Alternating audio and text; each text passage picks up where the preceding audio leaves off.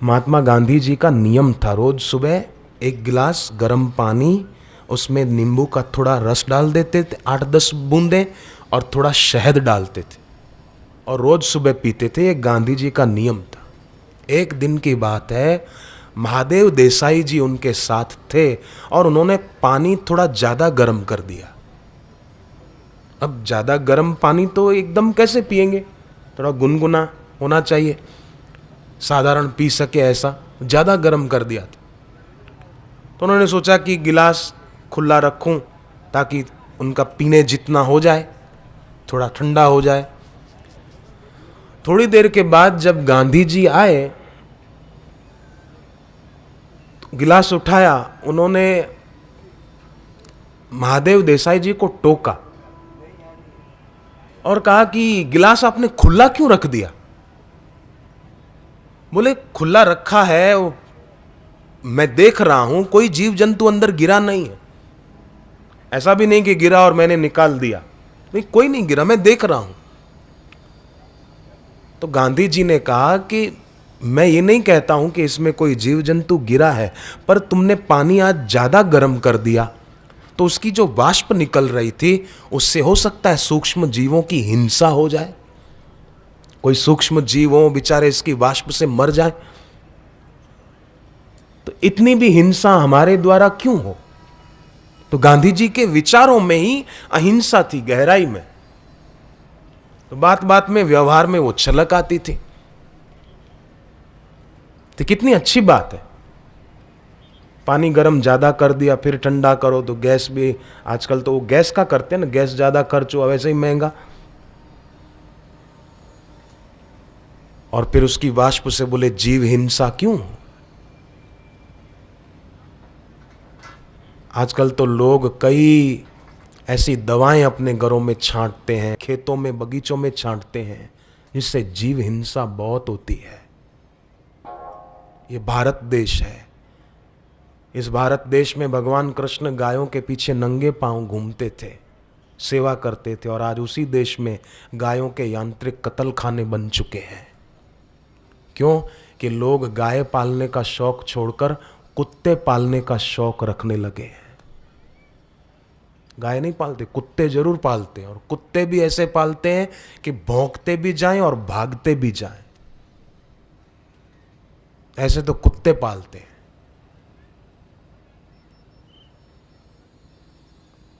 गाय पालनी चाहिए। गाय नहीं पाल सकते तो कम से कम जहां गौ सेवा होती हो वहां कुछ सेवा करनी चाहिए, और कुछ सेवा नहीं कर सकते तो इतना तो, अपनी जो गौशालाएं चलती है पूरे भारत में जगह जगह, वहाँ गायों के लिए कोई चंदा वसूली नहीं की जाती कि लाओ थोड़ा डोनेशन दो, गायों के लिए पैसा चाहिए पैसा चाहिए, ऐसे भीख नहीं मांगते। पर फिर भी गौशालाओं में सेवा बहुत बढ़िया हो रही है गायों की।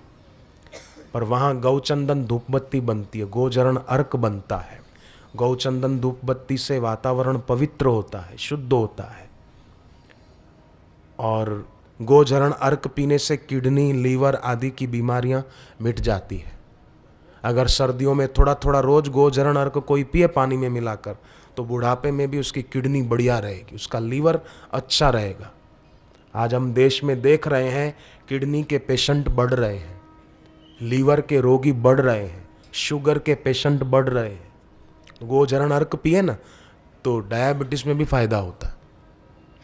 इंदौर के एक डॉक्टर की डायबिटीज की बीमारी मिट गई गोचरण अर्क पीने से। कैंसर का रोग हो किसी को, भगवान करे कृपा करे किसी को न हो, पर अगर किसी को हो कैंसर का रोग, तो उसको देसी गाय का झरण ताजा, सुबह सुबह गाय ने गौमूत्र दिया, वो भर ले किसी पात्र में, फिर उसको 2-3 बार कपड़े से छान कर, जिसको कैंसर की तकलीफ है उसको बासी मुंह पिला दे, कुल्ला किए बिना, ब्रश किए बिना उसको पिला दे रोज सुबह, तो उसको कैंसर का रोग मिटाने में मदद मिलेगी। देसी गाय का झरण लोग भूलते जा रहे हैं बेचारे। अपनी लुधियाना में गौशाला है, बड़ी गौशाला है, सब देसी गाय है। वहां एक गायों का मंदिर बनाया हुआ है, मंदिर माना वहां 7 रंग की गायें हैं अलग अलग।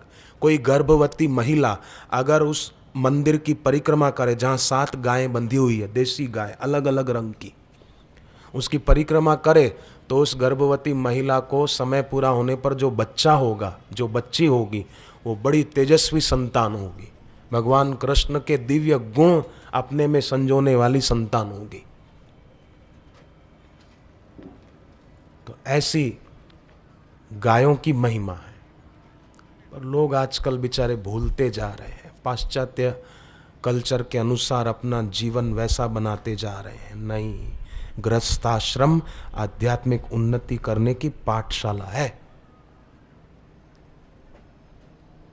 आज से पक्का कर ले, नहीं तो बापूजी के सत्संग की कैसेट है, उसका नाम है गृहस्थ में कैसे रहें, गृहस्थ जीवन कैसा हो। गृहस्थ में गीता वो भी है, सुने, दूसरों को भी सुनाए।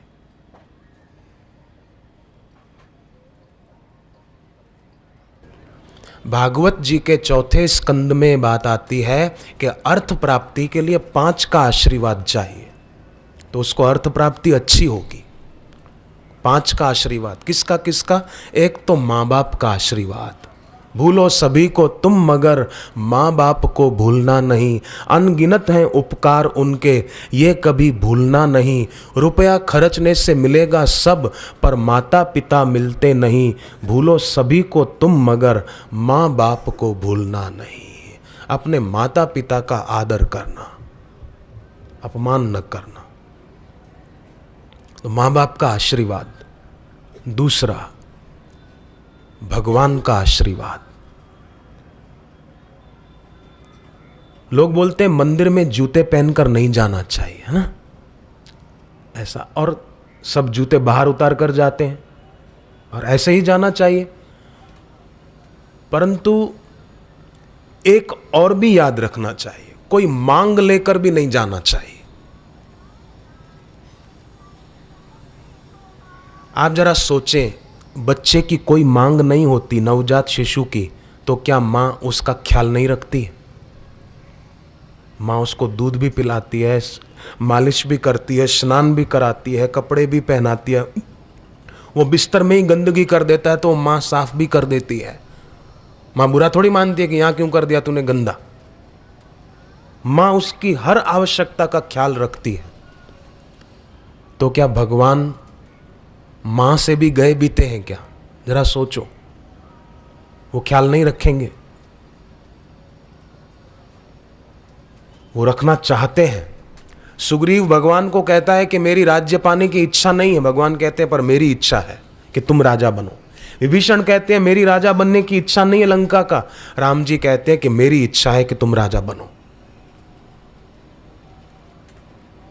सुग्रीव तो भगवान को कहते हैं सुख संपत्ति परिवार बढ़ाई सब परिहरि करियहूं सेवकाई, मैं सुख संपत्ति परिवार और मान बढ़ाई छोड़कर आपकी सेवा करूं। क्यों? राम जी ने पूछा क्यों, ये तुम क्यों छोड़ना चाहते हो? तो सुग्रीव ने कहा ये सब राम भक्ति के बाधक, कहीं संत तव पद अवराधक। आपके संत, आपके चरणों के उपासक ऐसा कहते हैं कि सुख संपत्ति परिवार बढ़ाई ये सब भक्ति में बाधक है। पर राम जी कहते हैं नहीं नहीं, ये भक्ति में बाधक तब हैं जब इनको पाकर व्यक्ति भगवान को भूल जाए और भोगों में ही डूबा रहे। बस पैसा मेरा परमेश्वर, पत्नी मेरी गुरु, बच्चे मेरे शालिग्राम, पूजा किसकी करूं, ये ऐसी जब किसी की नीति हो जाए तो वो बुरा है, तो वो बाधक है, नहीं तो बाधक नहीं है। समिति के सज्जनों ने आयोजन किया है या उनके साथ कंधे से कंधा मिलाकर जो जुड़ गए तन मन धन से, तो संपत्ति है तो अच्छे काम में लगाई ना, तो संपत्ति बाधक कहां हुई? इतना अच्छा आयोजन किया इन्होंने, 4-5 दिन मिले तैयारी करने को, फिर भी उत्साह से लग गए, तो समिति के सज्जनों का ये सद्गुण है ना कि लग गए जी जान से, रात दिन एक करके। तो ये बाधक नहीं है, पर इसको अपना मानना और अपने को बड़ा मानना ये बाधक है। जो अपने को बड़ा मानता है ना, उसकी सबसे बड़े पर नजर नहीं जाती है, सबसे बड़े ईश्वर हैं, वो चूक जाता है आदमी। जो वस्तुओं का मालिक अपने को मानता है वो अपने मालिक को भूल जाता है। सो क्यों बिसरे जिन सब कुछ दिया, सो क्यों बिसरे जिन जीवन दिया, उसको क्यों भूले। तुमको न भूले ओ सदगुरुदेवा, तेरा ही सहारा है सदगुरुदेवा। तुमको न भूले, हम तुमको न भूले, तुमको न भूले ओ सदगुरुदेवा, तुमको न भूले ओ सदगुरुदेवा, तुमको न भूले ओ सदगुरुदेवा, तुमको न भूले ओ सदगुरुदेवा, तेरा ही सहारा है सदगुरुदेवा, तेरा ही सहारा है सदगुरुदेवा। हम अहम में न फूले ओ सदगुरुदेवा, हम अहम में न भूले ओ सदगुरुदेवा, तेरा ही सहारा है सदगुरुदेवा, तेरा ही सहारा है सदगुरुदेवा।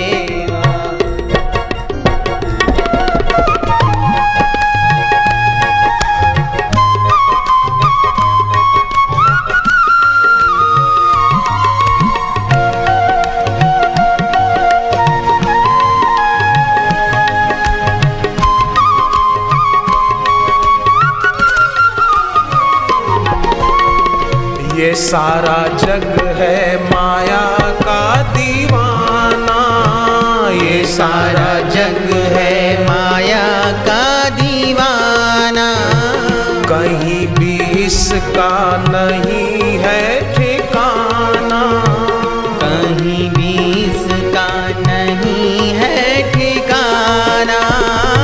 बस न जाऊं तुम देना सहारा, फंस न जाओ तुम देना सहारा, तुमको न भूले ओ सदगुरुदेवा, तुमको न भूले ओ सदगुरुदेवा, तेरा ही सहारा है सदगुरुदेवा, तेरा ही सहारा है सदगुरुदेवा।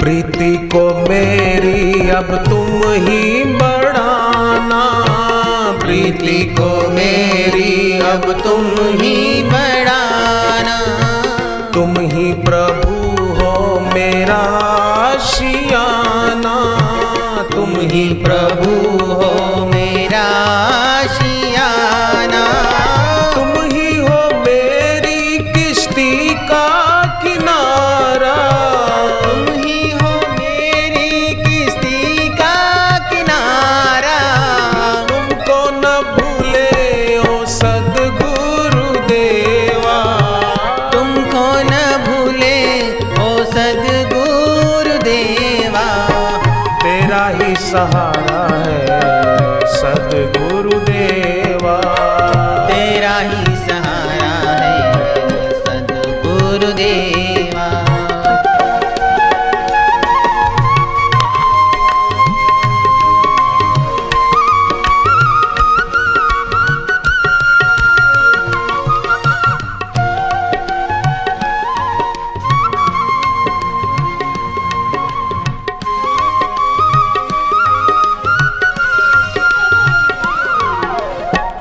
मकसद है मेरा अब तुमको ही पाना, मकसद है मेरा अब तुमको ही पाना, तुम्हें छोड़ के कहीं नहीं जाना, तुम्हें छोड़ के अब कहीं नहीं जाना।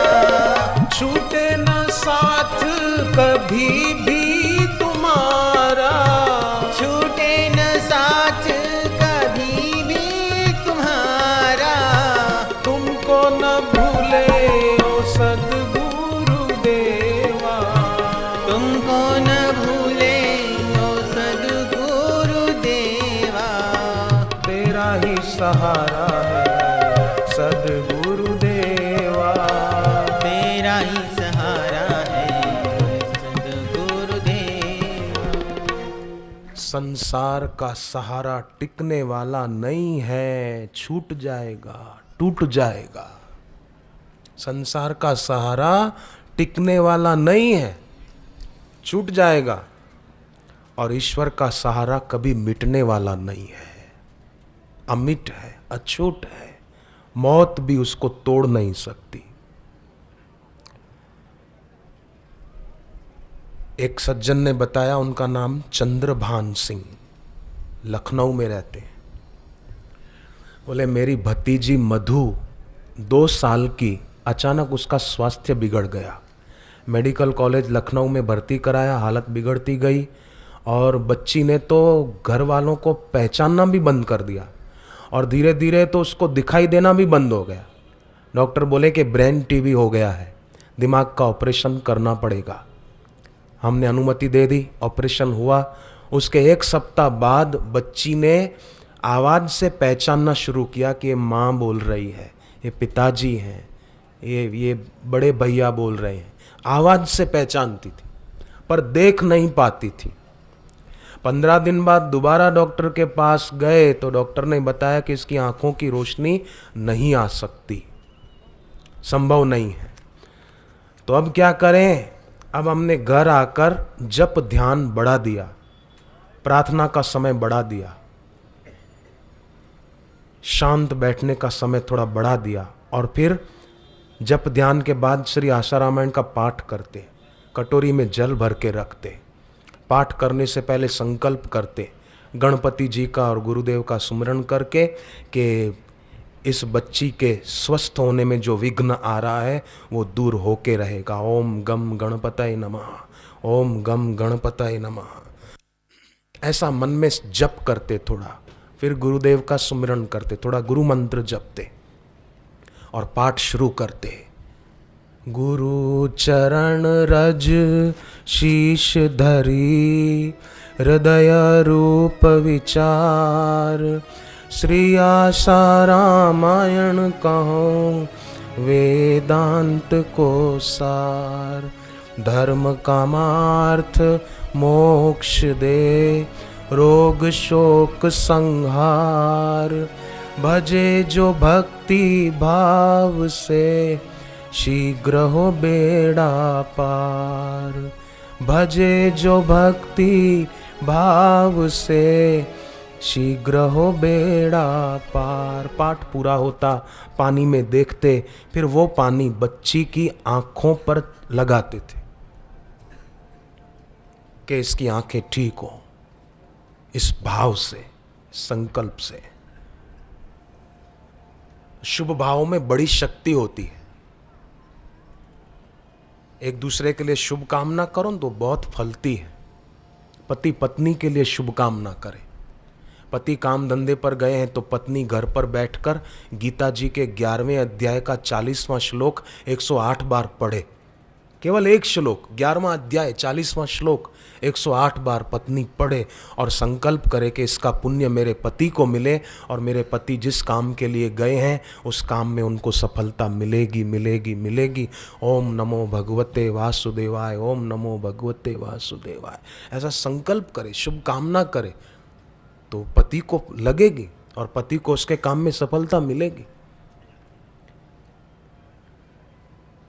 कभी कभी किसी ने घर में कुछ कह दिया तो मन में बदले की भावना न रखें, बलिदान की भावना रखें। बदले की भावना क्यों रखना? किसी ने हमको कुछ कह दिया और हम उसके लिए बदला लेने की भावना रखें, ये मूढ़ता है। राम जी को कैकेयी और मंथरा ने मिलकर वनवास का आदेश दिया था। तो राम जी ने बदले की भावना रखी? नहीं नहीं, बलिदान दिया। राम जी जाते जाते कैकेयी जी को कह के जाते हैं, तनय मातु पितु तोष निहारा, दुर्लभ जननी सकल संसारा। माँ, वो बेटा संसार में दुर्लभ है जिसके व्यवहार से माँ बाप को संतोष हो जाए। दुर्लभ जननी सकल संसारा, ये बलिदान है, बलिदान। बदले की भावना नहीं होनी चाहिए। शुभ कामना करें, शुभ संकल्प करें, सबका भला हो। तो बच्ची की आंखों पर रोज पाठ करके, थोड़ा थोड़ा कीर्तन करते, जप करते, और फिर उनकी आंखों में पानी होता जब बच्ची की आंखों पर पानी छांटते थे, लगाते थे। और 15 दिन तक ये नियम हुआ। 16वें दिन तो वो बच्ची देखने लग गई, उसकी आंखों की रोशनी गुरु कृपा से लौट आई, और आज तक उसकी आंखें ठीक है, अच्छी तरह देख रही है, पहचान रही है। अब तो बड़ी हो गई, ये बात 2 साल पहले की है। तो कृपानाथ, हम संसार में आए हैं, फिर से प्रार्थना करूं, हम एक दिन था यहाँ नहीं थे, और एक दिन आएगा कि यहाँ नहीं होंगे। तो यहाँ जैसे धर्मशाला में रहते हैं ना, तो ऐसा थोड़ी मानते हैं कि मेरा कमरा है, मैं सदा यहाँ रहा हूँ। नहीं नहीं, हम प्रवासी होते हैं वहाँ, कि चलो सुबह जाना है। ऐसे ही संसार में भी रहें तो निवासी बनकर नहीं, प्रवासी बनकर रहें, जाना है। जैसे यहाँ आए हैं तो सदा थोड़ी बैठे रहेंगे, जाएंगे ना सत्संग सुन के घर जाएंगे, यहाँ थोड़ी बैठे रहेंगे। ऐसे ही संसार में आए हैं तो जाना है। जैसे घर से सोच कर आए थे ना, भाई थोड़ी देर के बाद हम फिर लौट कर आ जाएंगे। मैं आश्रम से चला था तो सोच कर ही आया था कि भाई सत्संग पूरा होगा, मैं फिर आश्रम चला जाऊंगा। तो ऐसे ही हम आए हैं तो जाना जरूर है, पर खाली हाथ नहीं जाना है, अपना दिल भक्ति से भर के जाना है। ये हाथ तो यहीं छूट जाएंगे ना, शरीर के हाथ तो यहीं जल जाएंगे, पर अपना हृदय भक्ति से भर के जाना है। मरने के बाद कुछ साथ नहीं जाता, पर मरने के बाद सदैव याद रखना, स्वभाव जरूर साथ जाता है। जीव के स्वभाव साथ जाता है। स्वभाव सदा हुआ होगा तो अगला जन्म सुधर जाएगा, और स्वभाव बिगड़ा हुआ होगा तो अगला जन्म भी बिगड़ जाएगा। जैसा जीवन होता है ना, वैसा मरण होता है। जीवन हाय हाय वाला होगा तो मरते समय भी हाय हाय करके मरेगा, और जीवन में हरि हरि करेगा, हरि ओम राम हरि, तो मरते समय भी हरि हरि मुंह से निकलेगा, दिल से निकलेगा, तो हरि के धाम में जाएगा, नरक में नहीं जाएगा। इसलिए अपना जीवन ही, साधकों को तो फायदा है जिन्होंने दीक्षा ली हुई है, यहाँ जो दीक्षा लेने की इच्छा रखते हैं वे बड़भागी हैं। उनका जीवन सफल हो रहा है। जिसका जीवन सफल होता है उसका मरण भी सफल हो जाता है। मरना तो एक दिन है ही, इसमें कोई अपवाद नहीं होगा। ये प्रकृति का नियम निरपवाद है। इसमें ऐसा नहीं होगा कि कोई नहीं मरेगा, नहीं नहीं मैं तो सदा रहूंगा, नहीं, जाना है। परंतु अपना हृदय भक्ति से भरना है, सेवा सत्कर्म करना है। गोवा से कुछ साधक आए थे अहमदाबाद आश्रम में, तो उन्होंने मुझे बताया कि हमारे पड़ोस में एक सदग्रस्त के यहाँ बालक का जन्म हुआ, तो उस बच्चे की अन्न नलिका बंद थी। डॉक्टर ने बताया ऑपरेशन करना पड़ेगा। तो बच्चे की माँ रोने लगी कि 6 दिन के बालक का ऑपरेशन, मन नहीं मान रहा था। तो उन साधकों ने जो गोवा से आए थे उन्होंने बताया कि हमारे घर में बड़दादा का जल पड़ा था, जो हम अहमदाबाद आश्रम से लेकर गए थे। शिविर में आए थे तो साथ में ले गए थे गोवा। जब लौटे तो हमने वो जल उस माता को दिया और कहा कि आप भगवान का नाम सुमिरन करके ये मासूम बच्चे को पिलाओ, उसके मुंह में डालो थोड़ा थोड़ा चम्मच से। तो उन्होंने वैसा ही किया। 2-3 दिन के बाद बच्चे को लेकर डॉक्टर के पास गए। डॉक्टर ने चेक किया तो बोले कि कमाल है, अब तो ऑपरेशन की जरूरत नहीं दिखती, अन्न नलिका तो खुली हुई है। कैसे खुल गई? आपने कहीं और ऑपरेशन कराया क्या? ये तो बिल्कुल ठीक है। तो माँ की आंख में कृतज्ञता के आंसू आ गए। माँ कहने लगी कि हमने शल्य चिकित्सा तो नहीं कराई पर दैवी चिकित्सा जरूर हो गई है। और आकर उन साधकों को धन्यवाद दिया कि हम आपको क्या दें, समझ में नहीं आता। हमारे बच्चे की अन्न नली का जो बंद थी वो बड़दादा का जल भगवान नाम सुमिरन करके पिलाने से खुल गई। वो महिला कृतज्ञता पूर्वक उन साधकों को प्रणाम करने लगी। तो साधक खुद तो उन्नत होते हैं पर अपने संपर्क में आने वालों को भी उन्नत करते हैं, क्योंकि साधकों का जीवन बापूजी के बताए अनुसार पवित्र जीवन हो जाता है।